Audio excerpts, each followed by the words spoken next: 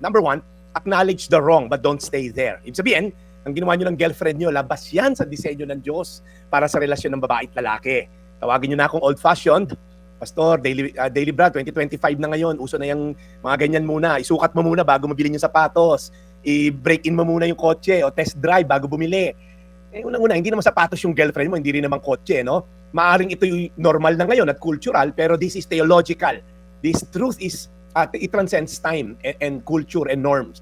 Hebreo 13:4, sabi dito, dapat ninyong pahalagahan ng pag-aasawa at dapat ninyong iwasan ang pangangalon niya. Sa pagkatahatulan ng Diyos, ang mga nangangalon niya at mga immoral. So ang intimacy ay regalo ng Diyos, Jonel, ano?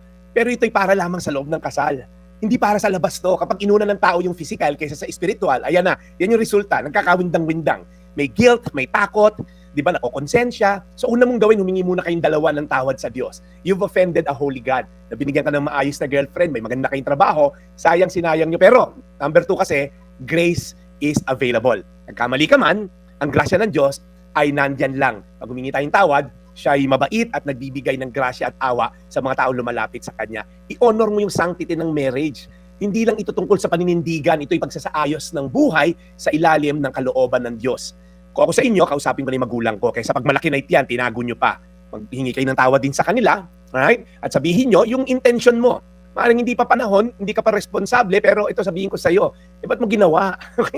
May bata na ngayon na kailangang mag-suffer kung tatakasan mo o tatalikuran mo. Manindigan ka, okay, sa pagkalalaki mo. Kumbaga, may trabaho ka naman. So kung ako sa iyo, take responsible steps. Magsik ka ng counseling, planuhin nyo to, pero kung ako sa iyo, panindigan mo yung pagkakamali mo, wag mong takpan ng another pagkakamali. Purity is still possible, Jonel. Kahit nagkamali tayo, may bagong simula na manggagaling sa Diyos. Hindi natatapos ang kwento mo sa pagkakamali. Pwede magsimula ulit ng holiness. Alam mo kung ba't alam ko yan? Nasa sitwasyon mo ako 30 years ago, Jonel. Ako rin nagkamali, nabuntis ko yung girlfriend ko, nagpakasal kami, 29 years after, kami ngayon ay namumuhay na may grasya ng Diyos. Itinwid ko yung tama ko sa pamagitan ng paghingi ng tawad sa Diyos. Ang sanggol na sa sinapupunan ng nobya mo ay hindi pagkakamali, isa siyang blessing. At ang Diyos magbibigay sa inyo ng awa at grasya para maituwid ang lahat. Hebreo 13:4, dapat ninyong pahalagahan ang pag-aasawa at dapat ninyong iwasan ang pangangalon niya sa pagkatahatulan ng Diyos, ang mga nangangalon niya at mga immoral. Lord, maraming salamat dahil itong truth na to ay timeless. Kahit ito ay thousands of years sinulat hanggang ngayon na modern day, Lord, kita namin sa mga news, pagka ang mga karamihang mga artista, sinubukan muna ang mga sex before marriage, talagang parang wala rin nangyayari sa relasyon nila. Naghihiwa-hiwalay din. Kasi Panginoon, there is such thing as purity and sanctity of marriage.